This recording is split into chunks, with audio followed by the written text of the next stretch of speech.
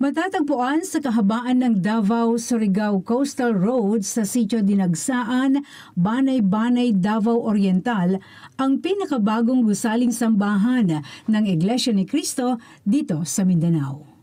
Kasabay ng pagunlad ng dakong ito ay ang patuloy na pagdami ng bilang ng mga kaanib sa iglesia.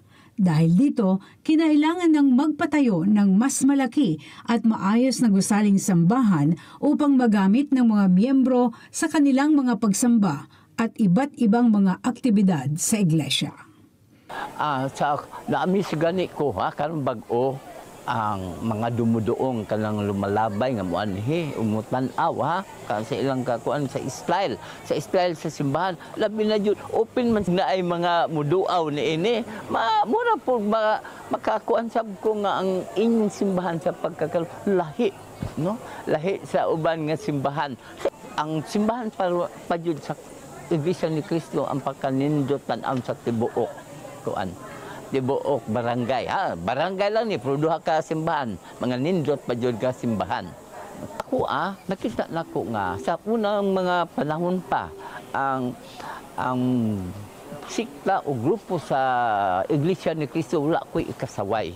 Matinud-anon dyan. Maraming kaanib ng Iglesia ni Cristo sa lugar na ito ang sabik na sumaksi sa worship building dedication na pinangunahan ni kapatid na Noel Bocario Sr., ang District Supervising Minister. Lubos ang pasasalamat ng mga miyembro ng Iglesia ni Cristo sa Dinagsaan sa ipinagkaloob sa kanila ng Panginoong Diyos, ang isang modernong gusaling sambahan, sa pamamagitan ng malasakit at patuloy na paggabay ng pamamahala ng Iglesia. Napakahalaga po para sa mga kapatid ng Iglesia ni Cristo ang gusaling sambahan dahil sa naunawaan po ng mga kapatid natin ang itinuro po ng namamahala na ang gusaling sambahan, una, ang nag-utos po nito na itayo ay ang ating Panginoong Diyos sapagkat ito ay nakalulugod sa Kanya.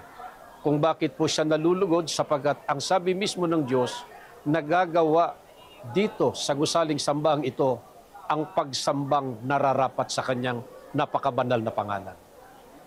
Mababakas po natin sa mga kapatid dito po sa lokal ng Dinagsaan ang kanilang malaking kagalakan na napatayuan ang kanilang lokal sa pamamagitan po ng pagkasangkapan ng Panginoong Diyos sa ating pamamahala kay kapatid na Eduardo Manalo, napatayuan sila ng isang maayos, maganda at modernong gusaling sambahan.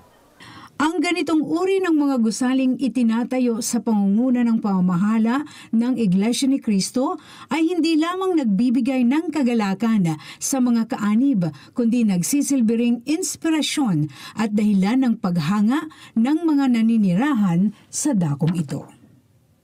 Laila Tumanan, para sa Mata ng Agila, matatag, matapang, matapat.